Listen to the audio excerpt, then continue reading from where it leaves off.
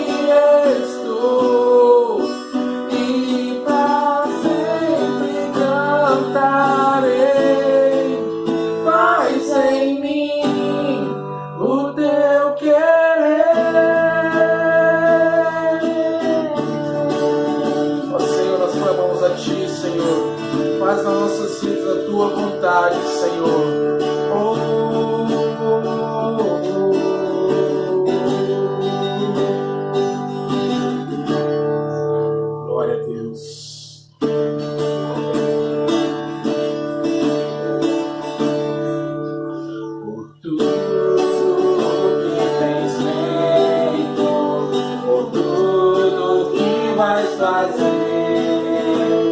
por tuas promessas e tudo que é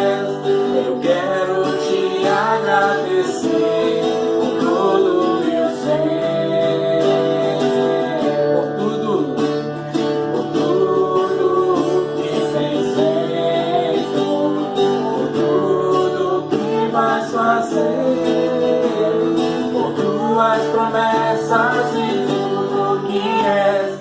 Eu quero te agradecer por todo o meu ser. Te agradeço, meu Senhor. Te agradeço, meu Senhor. Te agradeço por me libertar e salvar, por ter morrido em meu lugar. Te agradeço, Jesus, te agradeço, eu te agradeço, te agradeço, te agradeço.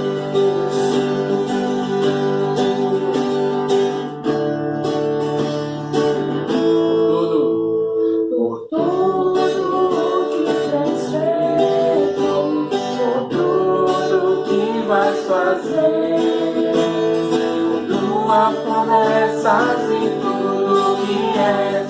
Eu quero te agradecer por todo o meu ser.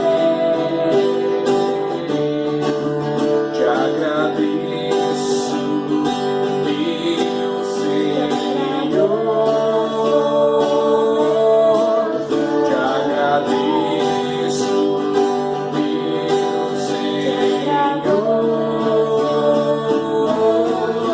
Te agradeço por me libertar e salvar, por ter morrido em meu lugar. Te agradeço, Jesus, te agradeço, eu te agradeço, te agradeço, te agradeço, te agradeço.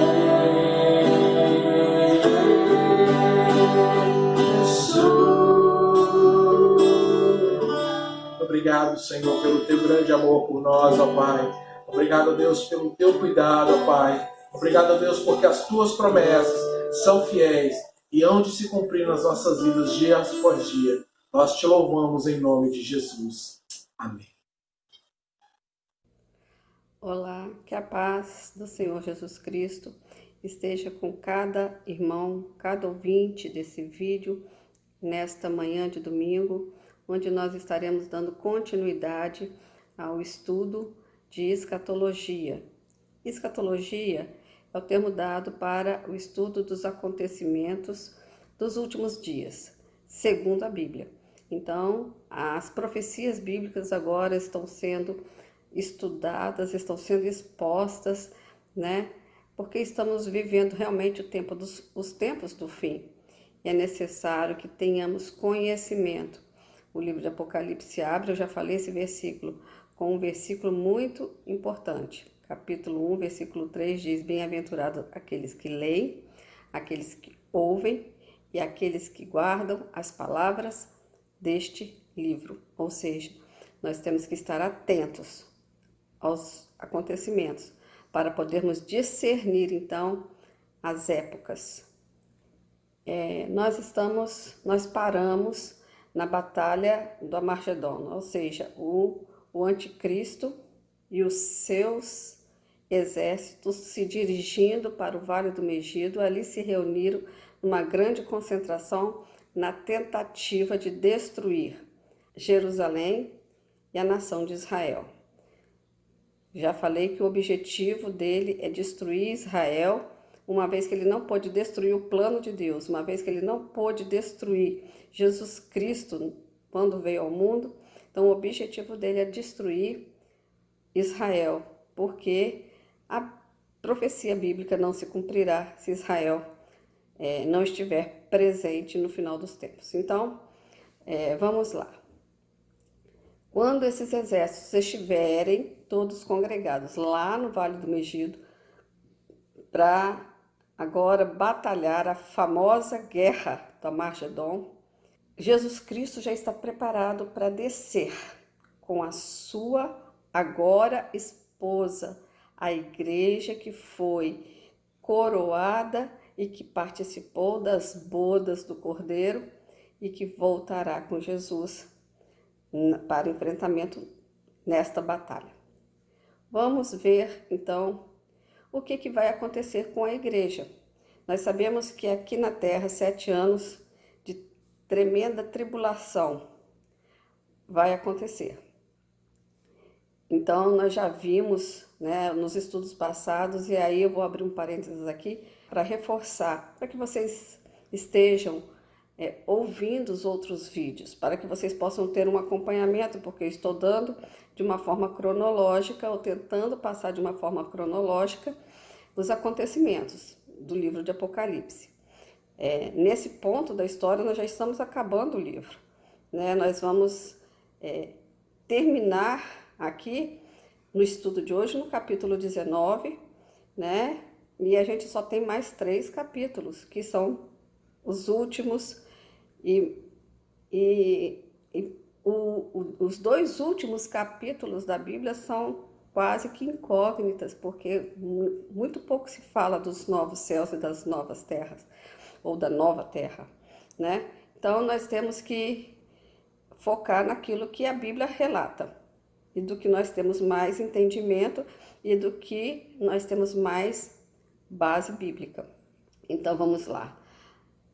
O próximo grande evento a acontecer para os cristãos aqui na Terra vai ser o arrebatamento da igreja. Está muito próximo a vinda de Jesus. É um dia e hora que ninguém sabe. Ele vai vir como um ladrão na noite, como ele mesmo disse, tal qual nos dias de Noé, nos dias de Ló, as pessoas casavam, davam-se em casamento, as pessoas bebiam, comiam, né? E num dia inusitado veio o dilúvio, ou veio a destruição sobre Sodoma e Gomorra. Então, nós temos que estar preparados e atentos como noivas prudentes. Aconteceu o arrebatamento, nós seremos levados para o céu, aonde receberemos os galardões. E isso é bíblico, né? O tribunal de Cristo para a igreja é bíblico. O Bema é o nome grego que é dado aonde tem a palavra tribunal na Bíblia. Então, o Bema, ele era tipo uma plataforma elevada onde se faziam discursos, onde as pessoas discursavam e coroavam aqueles que eram vencedores em competições, né? Esse Bema de Cristo, esse tribunal de Cristo, para nós vai ser um momento em que nós, como vencedores de uma competição de vida aqui na Terra, onde nós não negamos Jesus Cristo, onde nós fielmente nos conduzimos aqui, né, seremos galardoados. É o famoso galardão bíblico, né? Então, a igreja arrebatada estará passando por esse tribunal. Não é um tribunal de salvação, não é um tribunal para julgamento de salvação, mas é um tribunal onde nós seremos julgados pelo nosso compromisso com Deus e pelas nossas obras como cristãos aqui na Terra. Então, vamos ver onde se fala desse tribunal na Bíblia. 2 Coríntios 5:10 diz o seguinte: porque todos devemos comparecer ante o tribunal de Cristo, para que cada um receba, segundo o que tiver feito por meio do corpo, ou bem ou mal. Ou seja, todos devemos comparecer diante do Bema, do tribunal de Cristo. Ele está falando aqui para crentes.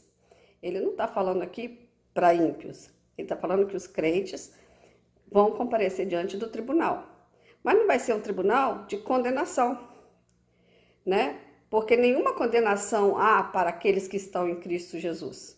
É o que diz a palavra.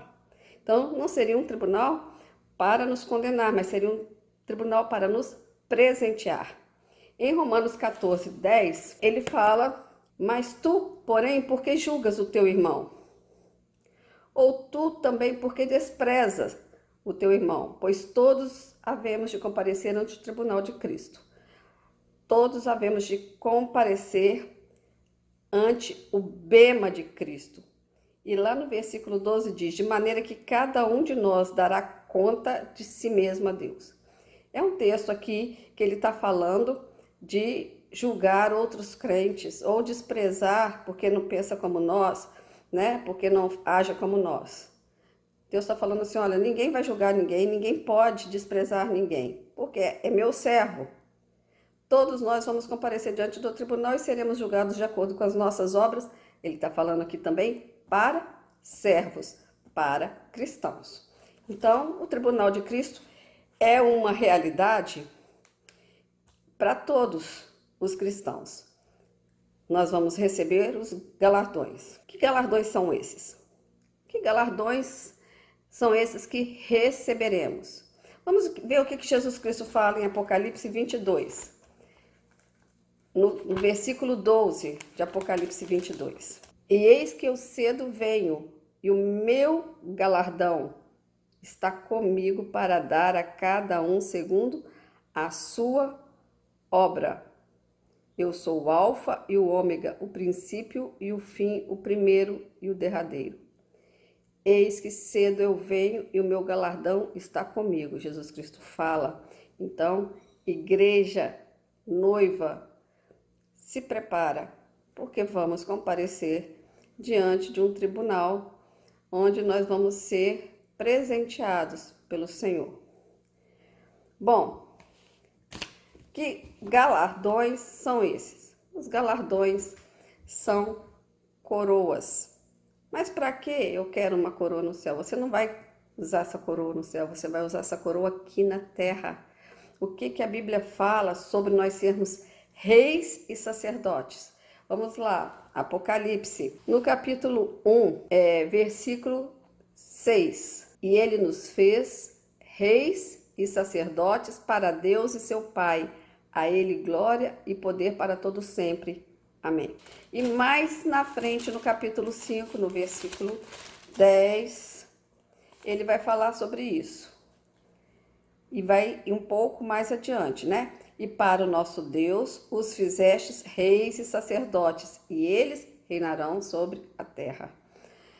Um pouquinho antes, no versículo 9, ele fala o seguinte: e cantavam um novo cântico, dizendo: digno é de tomar o livro e de abrir os seus selos, porque foste morto e com teu sangue comprastes para Deus homens de toda tribo e língua, povo e nação.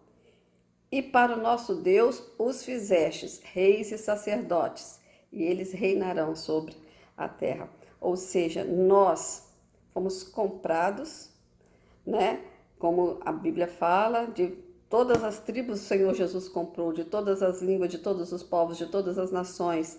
Ele comprou pessoas com alto preço do seu sangue e vai nos fazer reinar aqui na terra como reis e sacerdotes.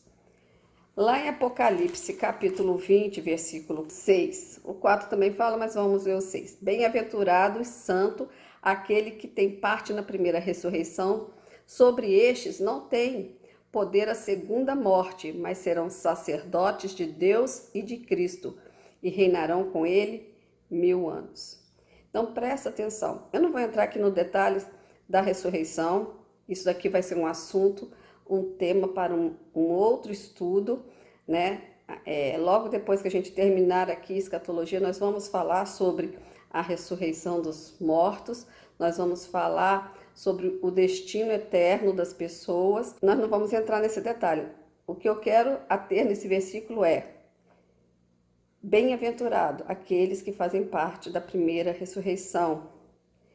Eles serão reis e sacerdotes e reinarão com Cristo 1000 anos. Para sermos reis, precisamos de coroa. Coroa, gente, é sinal de quê? De autoridade. E para reinarmos, precisamos ter autoridade. E essa autoridade nos será dada no momento que estivermos recebendo essas coroas no tribunal de Cristo. Então, a igreja arrebatada, aqui na terra vai estar acontecendo tudo aquilo que nós já falamos. Os 7 anos de tribulação vai estar rolando solto aqui embaixo. mais a igreja estará sendo presenteada lá no céu. O local é o céu. Aqui, o juiz é o Senhor Jesus Cristo e vai nos coroar e nos presentear de acordo com o que nós fizemos para Ele aqui na terra. Ou seja, alguns dizem, o importante é estar salvo. Não, o importante é estarmos salvos e estarmos trabalhando, fazendo a obra que o Senhor nos confiou. O ID de Jesus Cristo, precisamos estar atentos. Nós não podemos viver a nossa vida somente sem pensar que existe uma missão para os cristãos aqui na terra. Então, quando a gente fala de coroas, né, a Bíblia fala pelo menos de 5, mas eu creio que podem ter muito mais de acordo com a característica de cada cristão. Então, essas coroas que a Bíblia fala é a coroa incorruptível, é a coroa da vida, é a coroa da glória, é a coroa da justiça, a coroa da alegria, né? Que vocês podem depois acompanhar nos textos que estão sendo colocados aí no vídeo. Essas coroas, elas nos serão dadas e com o destino nós estaremos numa determinada nação deste mundo, reinando e sendo sacerdotes. Nós vamos ensinar as pessoas que estarão nascendo no milênio, que não sabem de nada do que aconteceu dali para trás. Nós é que transmitiremos para essas pessoas quem é aquele que está sentado no trono em Jerusalém, reinando sobre toda a terra. Então, o tribunal vai ser para presentear, para galardoar, né? Para nos indicar aonde nós estaremos reinando. A Bíblia fala que a gente pode perder os nossos galardões. Vamos ver lá em 2 João, versículo 7 e 8. Vamos ver o que está escrito em 2 João, os versículos 7 e 8. Porque já muitos enganadores entraram no mundo, os quais não confessam que Jesus Cristo veio em carne. Esse é o enganador e o anticristo. Olhai por vós mesmos para que não percamos o que temos ganho, antes recebamos o inteiro galardão. Ou seja, nós precisamos lutar para permanecer com os nossos galardões. E aí eu fico pensando como que vai funcionar isso, né? Como a gente pode perder um galardão? Como a gente pode deixar de ganhar um galardão? Vamos ver o que fala em 1 Coríntios, lá no capítulo 3. Vamos ver lá. No versículo 11 fala: ninguém pode colocar um outro fundamento além daquele que já está posto, o qual é Jesus Cristo. E se alguém sobre este fundamento formar um edifício de ouro, prata, pedras preciosas, ou madeira, feno, palha, a obra de cada um se manifestará. Na verdade, o dia a declarará, porque pelo fogo será descoberta, e o fogo provará qual é a obra de cada um. Continuando um pouquinho aqui, nós vamos ver. E se a obra de alguém que alguém edificou nessa parte permanece, esse vai receber o galardão. No versículo 8 desse mesmo capítulo 3 de 1 Coríntios diz: ora, o que planta e o que rega são um, mas cada um receberá o seu galardão segundo o seu trabalho. Então, o que ele está querendo dizer é o seguinte: o fundamento na vida de uma pessoa evangelizada não pode ser outro a não ser Jesus Cristo. Jesus Cristo é a base da nossa salvação, Jesus Cristo é a base da nossa fé. Mas essas pessoas que se convertem, elas vão crescer de acordo com o seu discipulador, de acordo com aquele que está instruindo na palavra, ou de acordo com o referencial que ele tem de cristão. Se essa pessoa, como cristã, não der um testemunho digno à obra que ela vai estar construindo sobre a fé daquela pessoa, pode ser uma obra de madeira, de feno e de palha que vai ser destruída facilmente, vai ser queimada facilmente. vai se desfazer facilmente. Ou seja, o nosso testemunho para aqueles que se convertem é muito importante. E temos que tomar cuidado como nós estamos construindo em cima da base, do fundamento de Jesus Cristo, que está já no coração dessa pessoa. É por isso que existem muitos cristãos tortos, descomprometidos, cristãos mundanos. Por quê? Porque de uma certa forma nós estamos sendo mundanos, de uma certa forma nós estamos sendo descomprometidos, de uma certa forma nós não temos nenhum compromisso com a palavra de Deus e nenhum compromisso em testemunhar a palavra de Deus. E por causa disso, nós que temos essa responsabilidade, estamos fazendo com que as pessoas cresçam no cristianismo de forma torta. Temos que olhar para dentro de nós e vermos que tipo de edifício temos construído sobre as pessoas que estão se convertendo. Se é um edifício de ouro, de prata, de pedras preciosas que permanece, porque a nossa obra, para ser contada como galardão, ela tem que permanecer. Não adianta eu gerar um filho espiritual e esse filho está totalmente fora dos caminhos do Senhor, agindo como se não fosse um cristão. Na realidade, ele está sujeito até a se perder, se porventura ele não for bem discipulado, né? Se a construção sobre a vida dele for uma construção fraca. E quem constrói somos nós. Como estamos construindo? Edifícios de ouro, de prata e pedras preciosas, ou de feno, de palha ou de madeira. Seremos então confrontados com isso diante do Pai. O segundo tema que nós vamos abordar hoje é o próximo passo que vai acontecer com a igreja. A igreja, então, ela vai passar agora já presenteada, totalmente pronta, adornada. Ela está agora já preparada para o casamento. Já recebeu os presentes, já está vestida e agora ela vai participar das bodas. Isso está lá em Apocalipse capítulo 19. Olha o que diz em Apocalipse.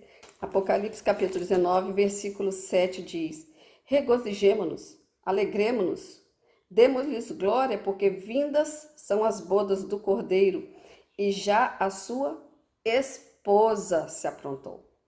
Já não é mais noiva, agora já é esposa, né? E lhe foi dado para que se vestisse de linho fino, puro e resplandecente, porque o linho fino são as justiças dos santos. Bem-aventurado aqueles que são chamados a bodas do Cordeiro, a participar. E ele me disse: estas são verdadeiras palavras de Deus. E o que a gente vê um pouquinho antes disso, um contraste entre a igreja pura, santa, sem mácula, sem ruga, vestida de linho fino, já preparada para um casamento, já com as coroas na cabeça, e aquela igreja meretriz que se prostituiu, que se contaminou, que se deixou vender. É o que está escrito aqui no próprio capítulo 19, quando fala das bodas do Cordeiro, um pouquinho antes ele fala o seguinte, no versículo 2 e 3. Porque verdadeiros e justos são os juízos de Deus, pois ele julgou a grande prostituta que havia corrompido a terra com a sua prostituição, e das mãos dela vingou o sangue dos seus servos, e outra vez disseram aleluia, e a fumaça dela sobe para todo sempre. Então, em contraste com aquela meretriz, aquela prostituta que nós falamos sobre ela no vídeo passado, na última aula, né? Essa prostituta do capítulo 17 de Apocalipse, que foi destruída, né? Toda a sua opulência no capítulo 18, agora no capítulo 19. Ela é colocada num contraste, né? De sujeira, de prostituição, de adultério, de corrupção, com a santidade da igreja que foi arrebatada, da igreja que foi galardoada, da igreja que está coroada e que está vestida, preparada para um casamento. Esses são os acontecimentos que acontecerão no céu. Eles vão ocorrer no céu, mas aqui na terra, como nós já vimos e já estudamos e já falamos, né, vai acontecer os piores juízos de Deus nesses 7 anos, né? O juízo dos selos, o juízo das trombetas e o juízo das taças. E essa batalha, esse ajuntamento dos grandes exércitos do mundo lá no Vale do Megido faz parte da 6ª taça, né? Na 6ª taça eles já estão ajuntados. E o que a gente vai ver daqui por diante vai ser uma batalha sangrenta, onde os ímpios praticamente morrerão. Aqueles que receberam a marca da besta morrerão. Então vamos focar agora então na batalha do Armagedon, né? Os juízos de Deus já aconteceram praticamente todos, só falta da 7ª taça, que é um grande terremoto de proporções inexplicáveis, né? Que vai acontecer com granizo, com tudo caindo ao mesmo tempo, vai ser uma confusão só, né? Na hora da batalha do Armagedon, nós já vimos que o anticristo se revelou como a besta, né? E o falso profeta também como a besta do mar. E começa uma perseguição agora a todos aqueles que não adorarem a besta. Nós falamos sobre a marca da besta, nós falamos sobre os 144 mil que foram selados neste momento de tribulação aqui na terra, das 2 testemunhas que profetizarão na primeira metade da semana em Jerusalém. Nós falamos sobre essa meretriz, sobre a queda desta meretriz. Enfim, nós tentamos descrever de uma forma cronológica, o mais cronológica possível, tudo o que vai acontecer nesses 7 anos de grande tribulação aqui na terra. Bom, exércitos preparados no Vale do Megido, noiva preparada, já casada, agora esposa, né? Então, o que está para acontecer é a segunda vinda de Jesus e a batalha do Armagedon. Essa segunda vinda, ela contrasta com a vinda dele no arrebatamento. Por quê? No arrebatamento só verão os cristãos que forem arrebatados, né? E os mortos em Cristo que forem ressuscitados encontrarão com ele nos ares. Estes ouvirão a voz, estes serão arrebatados, numa situação em que aqui na terra vai acontecer um sumiço de milhares de pessoas, mas ninguém vai ouvir nada. Somente os arrebatados ouvirão. Bom, e verão também, né, a Jesus Cristo. Já na segunda vinda, propriamente dita, o glorioso aparecimento de Jesus, descrito lá agora em Mateus 24, né? Então vamos lá em Mateus 24, no versículos 27, 28, 29 e 30. Vamos lá. Porque assim como o relâmpago sai do Oriente e se mostra até o Ocidente, assim será também a vinda do Filho do Homem. Pois, presta atenção nesse versículo, onde estiver o cadáver, aí se ajuntarão as águias. E logo depois da aflição daqueles dias, ou seja, no finalzinho da grande tribulação, o sol escurecerá, a lua não dará sua luz, as estrelas cairão do céu e as potências do céu serão abaladas. Então aparecerá no céu o sinal do Filho do Homem, e toda a tribo da terra se lamentará, e verão o Filho do Homem vindo sobre as nuvens do céu com poder e grande glória. Então, nós veremos aqui que aí vai ser algo visível. Jesus Cristo vai aparecer e todo olho verá. Ah, como isso vai acontecer? Televisão de todo mundo está lá filmando, os exércitos do anticristo reunidos lá no Vale Megido. Estou dando uma simulação do que pode estar acontecendo naquele momento, né? Tá lá filmando e o exército do anticristo ali e de repente Jesus Cristo aparece, como diz aqui em Mateus 24, assim como um relâmpago que sai do Oriente e se mostra no Ocidente. Então aparecerá no céu o sinal do Filho do Homem.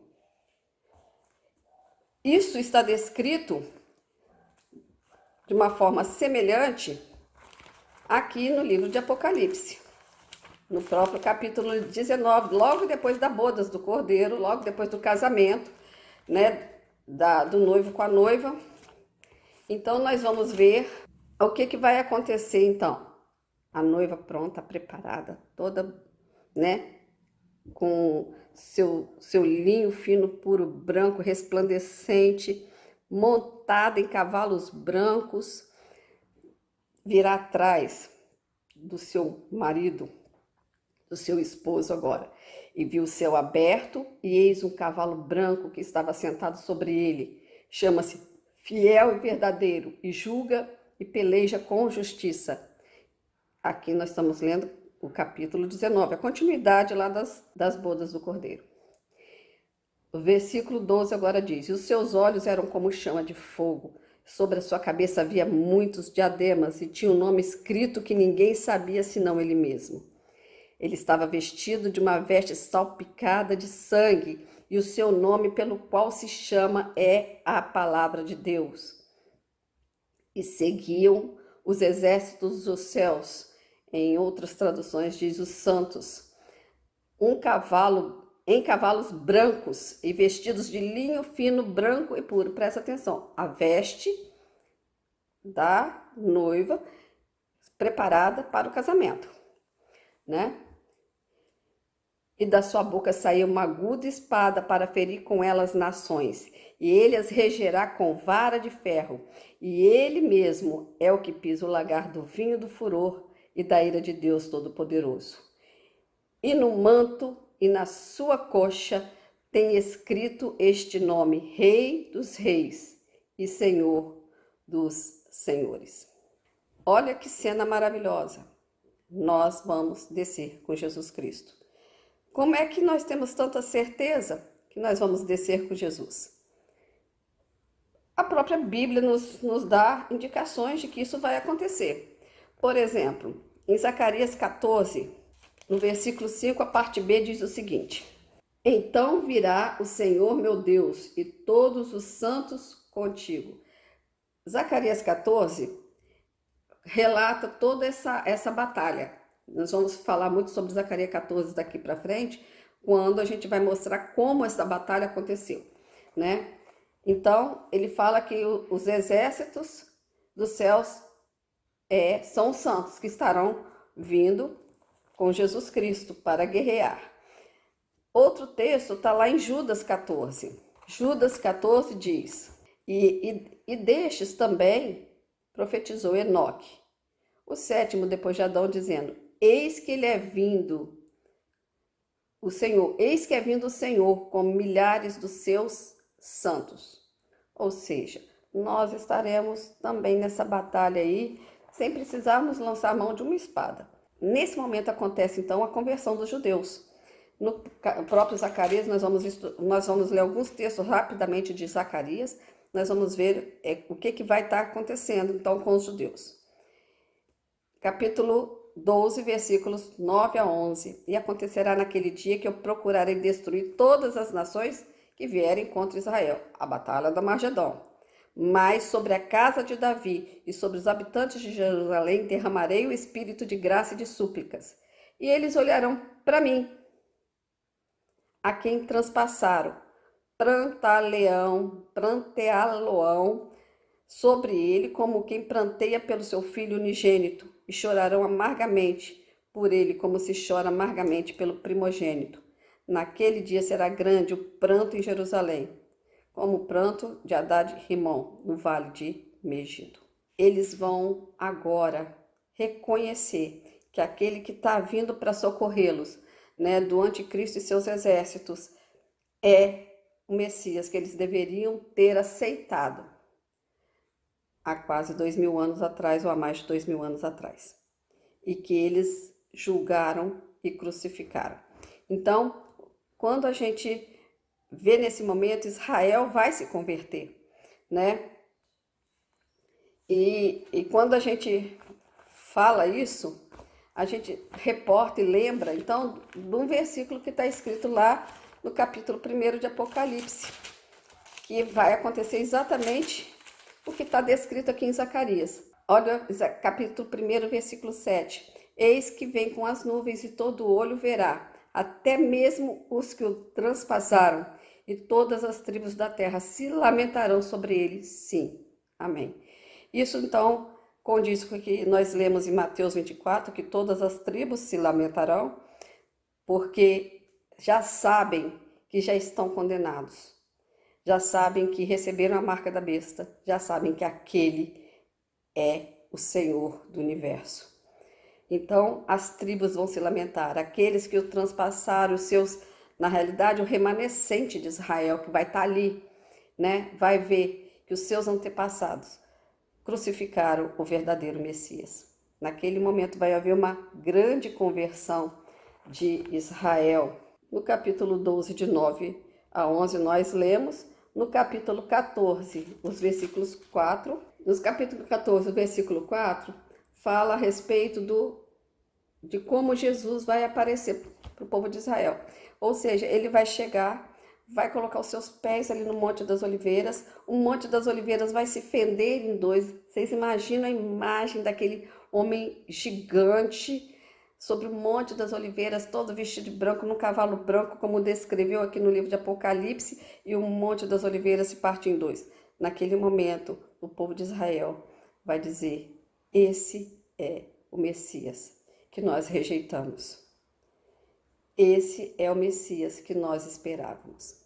Glória a Deus. A conversão de Israel vai acontecer, então, exatamente nesse momento. No versículo 3 de Zacarias 14 diz: e o Senhor sairá e pelejará contra estas nações, como pelejou, sim, no dia da grande batalha. E como vai acontecer essa batalha, então, agora? Imagine a cena, Jesus Cristo no Monte das Oliveiras, aquele gigante, né, que não tem um tamanho, as televisões todas transmitindo aquela batalha, aquele exército vindo do céu, multidões de pessoas lavadas e remidas com as vestes brancas, em cavalos brancos, para ali no Monte das Oliveiras. Nós paramos juntos e vamos ver o que vai acontecer. Jesus Cristo vai soprar na direção do Vale de Megido, é o que diz que ele vai destruir o anticristo com o sopro da sua boca. Ele vai soprar na direção do Vale do Megido. E aquele sopro de Jesus vai transmitir uma peste que vai apodrecer os olhos e as bocas, não só dos homens, mas também dos animais. E a mortandade vai ser muito grande naquele dia. Olha o que aqui diz, então, em Zacarias, no capítulo 14, vamos ver, 14, os versículos 12 e 13.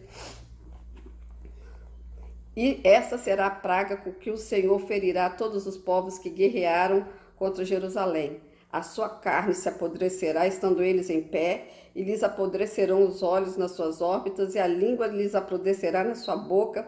Naquele dia também acontecerá que haverá da parte do Senhor uma grande perturbação entre os exércitos lá embaixo, porque cada um pegará na mão do seu próximo e cada um levantará a mão contra o seu próximo. Versículo 15. Assim também será a praga dos cavalos, dos mulos, dos camelos, dos jumentos e de todos os animais que estiverem naqueles arraiais, como foi esta praga. Ou seja, o que nós estamos vendo nesse momento é que a destruição dos exércitos do anticristo na famosa batalha da Magedon não será através de espada, nem de luta, nem de guerra. É o sopro da boca de Jesus Cristo que vai atingir o anticristo, né, e o falso profeta. E vamos então ver lá em Apocalipse, Por isso que eu falo, a gente tem que passear pela Bíblia, porque se a gente não passear pela Bíblia, a gente não vai entender a palavra de Deus, a gente tem que verificar os versículos que falam sobre todas essas coisas. E olha o que vai acontecer então. E depois que ele soprar, que essa praga atingir os animais, atingir os exércitos, atingir os olhos, atingir as órbitas dos olhos, a língua, dentro da boca, os animais, todo mundo, olha o que vai acontecer. Versículo 19 e 20 do capítulo 19 de Apocalipse. E eu vi a besta e os reis da terra e os seus exércitos reunidos para fazerem guerra contra aquele que estava assentado sobre o cavalo e ao seu exército. E a besta foi presa, e com ela o falso profeta, e que diante dela tinha feito sinais, e com esses sinais enganou os que receberam o sinal da besta e adoraram a sua imagem. Esses dois, o anticristo e o falso profeta, foram lançados vivos no lago de fogo que arde com enxofre. Satanás será aprisionado por 1000 anos e começará então o reino de Jesus Cristo aqui na terra. O milênio, o famoso milênio de Jesus, onde nós seremos reis e sacerdotes, né? Então, nós vamos ver como vai ser a entrada nesse milênio. Zacarias capítulo 14, voltando lá para Zacarias 14, os versículos 8 e 9. Naquele dia acontecerá que sairão de Jerusalém águas vivas, metade delas para o mar oriental e a metade delas para o mar ocidental. No verão e no inverno sucederá isto. E o Senhor será rei sobre toda a terra. Glória a Deus. Naquele dia, um será o Senhor e um será o seu nome. Glorificado seja o nome do Senhor. A partir desse momento, nós vamos iniciar, né, o estudo sobre o milênio. Nós vamos falar sobre isso no próximo estudo. Não deixem de assistir os vídeos anteriores aqui nesse canal de YouTube. Procurem os vídeos na ordem, na sequência que eles acontecem, para que vocês possam compreender, né, o que está descrito no restante das profecias. Que o Senhor nos abençoe, que o Senhor abra e continue abrindo nosso coração e nosso entendimento e nos dando vontade de conhecer mais e mais dos mistérios do Senhor. Em nome de Jesus. Pai, que o Senhor possa estar agora atingindo cada coração, cada vida, cada mente, ó Deus, que ouviu esse vídeo, Pai, que o Senhor possa estar com esses nomes confirmados no livro da vida, para que possamos estar livres de toda e qualquer tribulação que há de acontecer sobre este planeta. Prepara os teus filhos para o encontro do Senhor nos ares. Santifica e purifica a tua igreja, Pai, com vestes brancas, as roupas de linho branco finíssimo. Ó Deus, para que possamos, como esposas amadas do Senhor, sermos coroados para reinarmos com o Senhor aqui na terra. Em nome de Jesus nós oramos e já te agradecemos pelas bênçãos recebidas das tuas mãos. Amém.